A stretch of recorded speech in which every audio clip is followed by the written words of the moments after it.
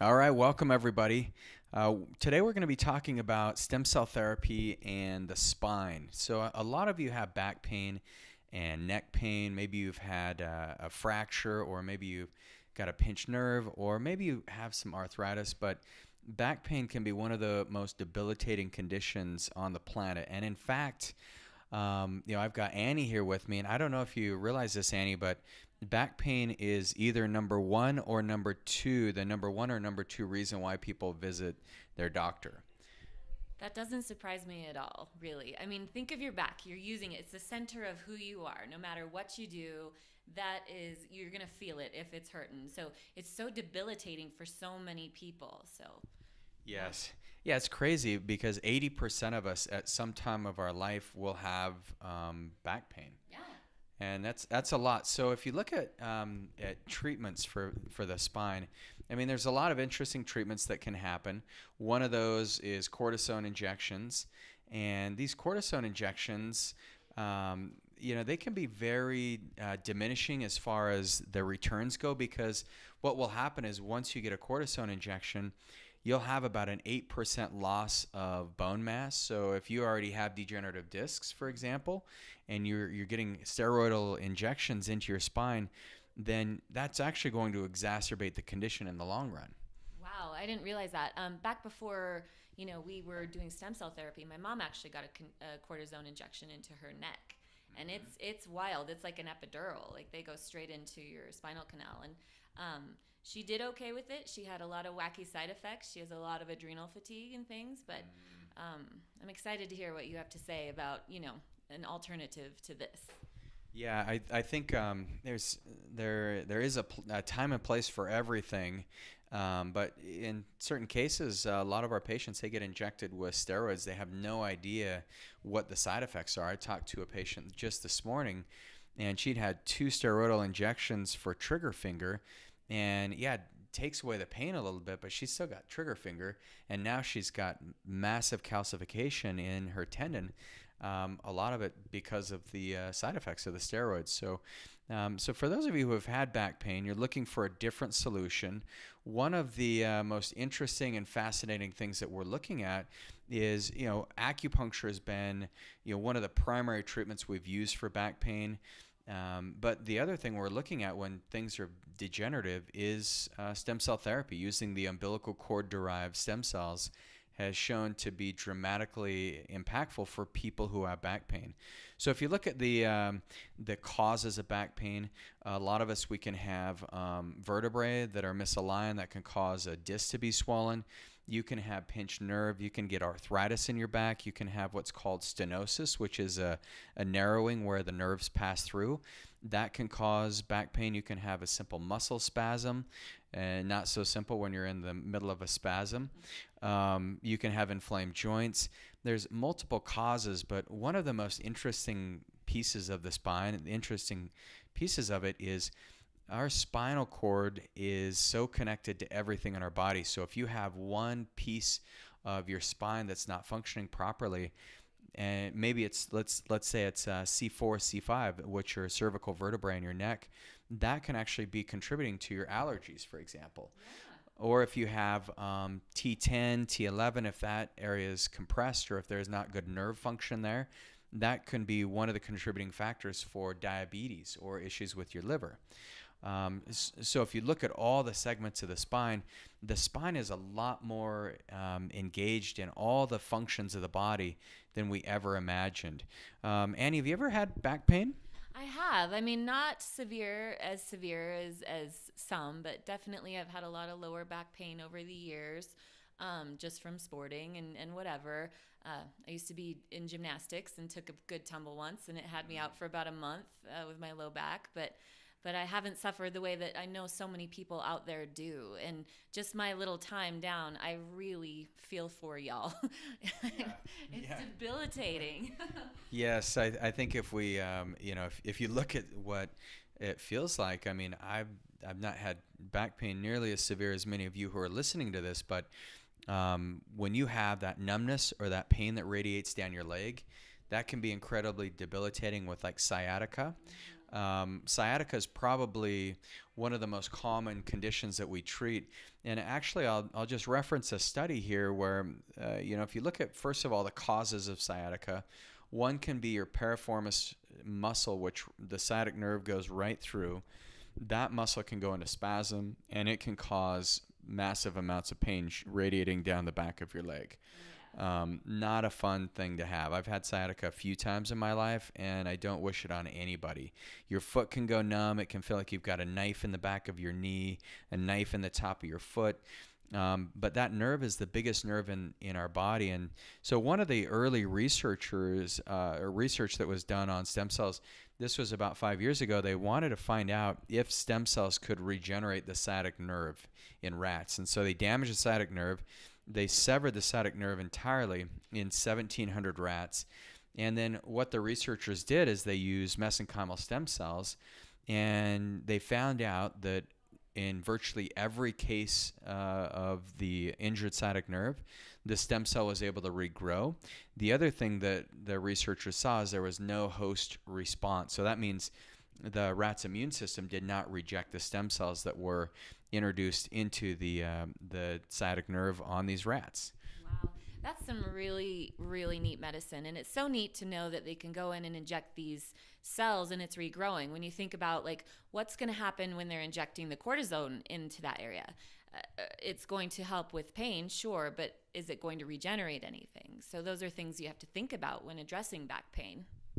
Exactly. And I think one of the other causes that is addressed when it comes to sciatic nerve, of course, we are not going to get our sciatic nerve cut unless you have a surgery and there's, an accidental cut there. But the other thing that happens in a lot of our patients who have sciatica is they have pretty severe arthritis in their facet joints in their spine. And so that needs to be addressed. They can also have some type of displacement in their hips. That can put a lot of pressure on the sciatic nerve.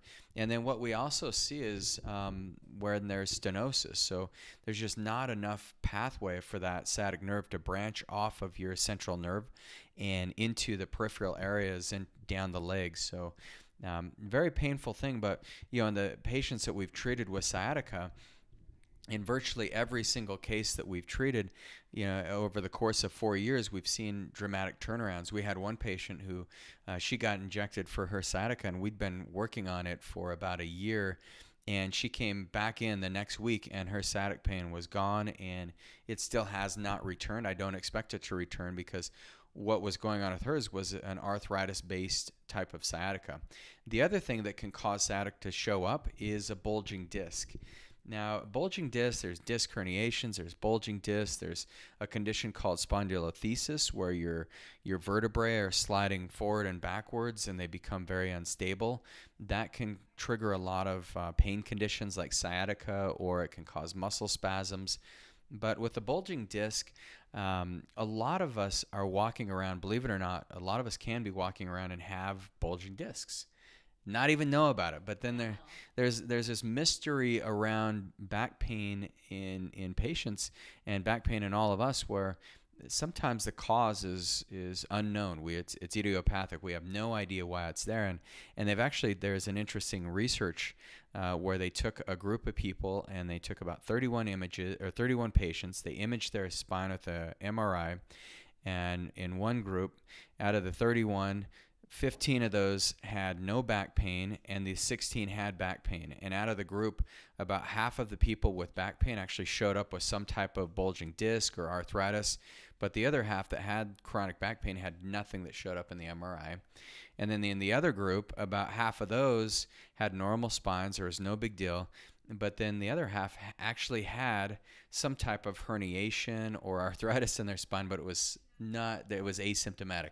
Nothing was showing up yet. Wow. The body is a mysterious thing and a beautiful thing. Yeah, very much so. Smart. It works hard to help us kind of curb those feelings, So. Yeah, very interesting. But pain is very debilitating. Back pain can be one of the most tiresome chronic pains to deal with. And if you've got bulging disc, here's some early research where they injected stem cells around this disc bulge, And what happened is they re-imaged it 5 weeks later, and you can see where that disc retracted 2 millimeters, which is substantial. That's the difference between sciatic pain and not having sciatic pain. Interesting study. If you look at the risks, some of us will go in and we'll get a discectomy. They'll actually remove a disc. Sometimes with spinal stenosis, you can get that space gets enlarged. But the risks of surgery, this is one of the things that we forget. But there's risks of infection. There's risks of blood clots during surgery, bleeding problems, infections after surgery, increased use of narcotics, NSAIDs, muscle relaxers. All those things go up after surgery. And so, one of the most interesting things that we found is that in 72% of people who get surgery, they need further surgery. So we have kind of this party trivia that we give people, and maybe you know the answer to this, Annie, but the number one cause of surgery, do you happen to know what it is? Back pain? Is that wait, the number one cause? You've never heard me say this then. No. Number back pain is, and especially if you get spinal surgery. The New Yorker in April 8th, 2012, they released a study that found patients who had spinal surgery, 72% needed further surgery. So the number one cause of surgery is surgery. Ah, yes, that makes perfect sense. And on top of that, like while we're talking about surgery, Reagan, I'd love it if you would touch on this subject. I there's the statistics of surgery. Like, let's get into that with back pain. Like, I've heard you mention in the past that statistically they guarantee maybe a less than 20% chance that there may be any improvement. Would you expound on that? Well, that's, that would be if a person's got multiple segments, degeneration, they've got, essentially they've got bulging discs, spinal stenosis, degenerative disc disease, ankylosing spondylolisthesis. That can be some major areas where, a patient may have, it's a 20% likelihood that they'll actually have a positive outcome. And we've actually had patients who, they've been on their fourth or their fifth surgery. I met with a gentleman the other day, and he'd had 4 spinal surgeries, and all that was the only solution is, well, let's try again. We'll do another surgery on you. And very risky, and in a lot of cases your back's against the wall, not to no pun intended, but literally, like, there's no other option, and surgery can be very life-changing. I've seen it help so many of our patients, and so I hope none of you listeners feel like that we're saying surgery is not a good option, because in many cases it is. But for those of you who have massive degeneration, or if the underlying cause, the inflammatory issues, aren't corrected, or if you're not looking at the mechanics of the way you're sitting, many of us are looking at our smartphones now, and you put your head forward, which, when we're talking about neck pain, if you're putting your head forward, you're putting excess of about 8 times your body weight into your neck. It puts a lot of extra burden and a lot of extra weight on your neck. If you look at some of the surgeries that are probably the most scary, or the surgeries that actually have the least amount of positive outcomes, it's been the spinal fusions. And spinal fusions, if in your neck especially, here's what I was referencing here. So when your head goes forward, 0 degrees, it's a 10 to 12 pound ball in your head. You go forward 15 pounds when you're looking at your smartphone. You have 27 extra pounds on your cervical spine. So that's what your muscles, essentially, it's like your head weighs 27 pounds. Wow. If you look forward 30 degrees, which is pretty typical for most of us, and then you've got an extra 40 pounds that your muscles have to support, and your spine. 45 degrees, it's 49 pounds. And then 60 degrees, when you get that text that you're like, what did he say? And then your head goes all the way forward. That's going to be around 60 pounds. So some big things. And with spinal fusions, in the cervical spine, I treated a patient just Tuesday, and he had 4 of his cervical spines completely fused, and he's got very little range of motion. And all they want to do, the next operation is going to be more fusions. So now C5, C6, that's next on the list. And so what we've done after treating him with the stem cell therapy, now he's starting to see that his tissue feels better. He's got more mobility, and I'm pretty darn sure we're going to help this guy avoid surgery, and that's the hope there. Definitely. Especially in like the hope to maybe regenerate some of that tissue and bone. Rather, I mean, the surgery is just going to keep, just taking away and taking away. So at a certain point, you can't cut anymore. So if we can offer him the ability to actually regenerate and, heal from the inside out, I mean, that's pretty special medicine. Yep, I think it's yeah, life changing, and we've seen that in multiple cases. I had my neck injected last summer. You may remember, I do. and my neck. I was in a mountain biking accident. I was following my crazy brother down the hill and a couple other guys, and we went on this platform that was about 8 feet off the earth, and it was about maybe 6 to 8 inches wide. And so you're on this little board just riding between two boulders. It was really fun. It was at the resort called Bryan Head down in southern Utah, and my tire, what happened is I don't know what happened. I jumped up onto that platform. We'd been doing it all day. My front tire left the tracks, and so I went down 8 feet and landed right on my head. And for about 30 seconds, my hands were completely numb.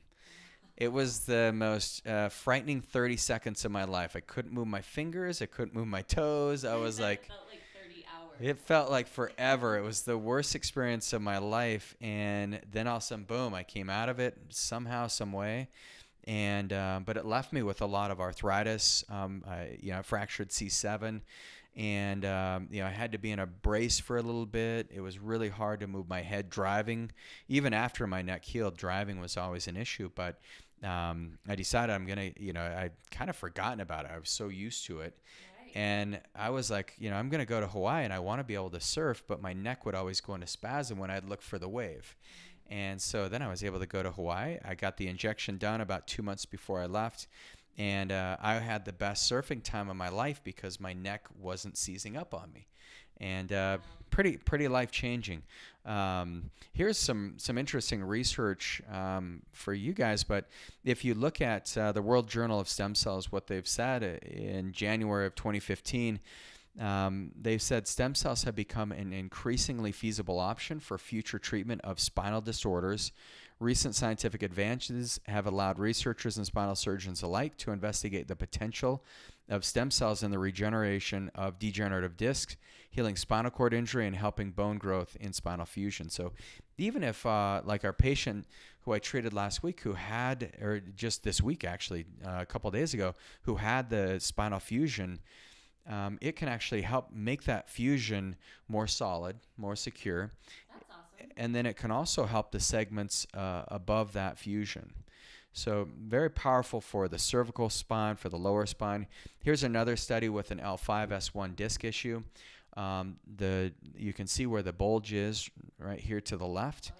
4 weeks after the injection happened, another image was taken, and you can see that disc bulge is entirely healed. So for those of you who you're moving wrong, or you have to have that special chair, or your bed's just not right, and you're getting ready to invest $10,000 into a bed, and you've tried all the physical therapy, and you've worked on your structure, you've done acupuncture, chiropractic, and you've done all the medication route. If you're looking for some permanent healing, then stem cells may be a pretty powerful solution for you. And I know for me, it's been life changing.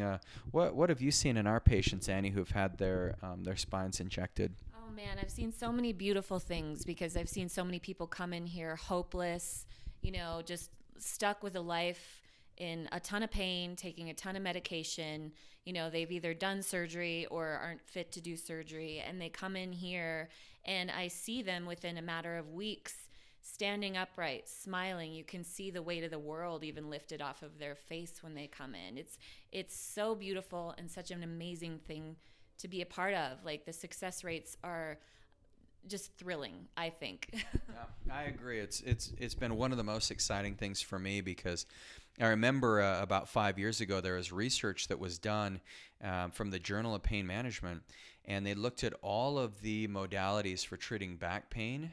And what they did is they stacked it up. They said, okay, we're going to do massage therapy, chiropractic, we're going to use NSAIDs, we're going to use spinal surgery. We're going to have the radio frequency treatment where you have the nerve ablation. They put everything, physical therapy, A to Z was included in this study, and they wanted to see which modality actually had the best outcomes for back pain. And at that study at the time, it was acupuncture. Yeah. But one thing they did not put in that study was stem cell therapy. And so I've treated back pain probably more than any other condition throughout my career with, treating over 50,000 patients. And I get phenomenal results, but never the kind of results that we're seeing when we complement that with stem cell therapy. And so everyone who comes in to get stem cell therapy, we're also providing acupuncture for them. In a lot of cases, we'll use ultrasound guidance so that our medical providers get the placement just right. One of the questions that a lot of people ask us is, well, do you use a C-arm and use fluoroscopy? Because that's what is used in a lot of orthopedic settings or pain management settings, so that you make sure the steroids get to the right nerve. But the interesting thing about stem cells is, first of all, we do get it right in the perfect location, but we're not blocking a nerve. We're not doing it interthecally like your mother had it done. So it's not painful. It's not risky. We don't have to go that deep because the stem cells will migrate and find the areas that are damaged on their own. But the other thing with using fluoroscopy or any type of X-ray guided injections, the issue is that stem cells they die when they're exposed to gamma rays. And so we just don't know enough we do know that gamma rays kill stem cells.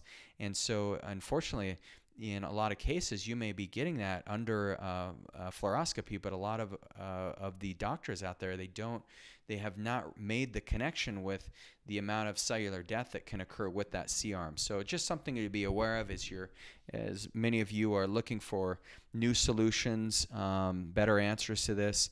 Ultrasound is certainly the way to go, or just getting someone who's actually very skilled at needling, at finding those landmarks is very simple. So anything else you would like me to cover today, Annie?